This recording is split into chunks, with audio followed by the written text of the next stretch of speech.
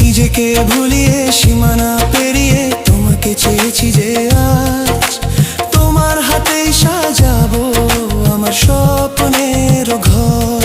আমি তোমার প্রেমে পড়ে দুনিয়া ভুলে গেছি।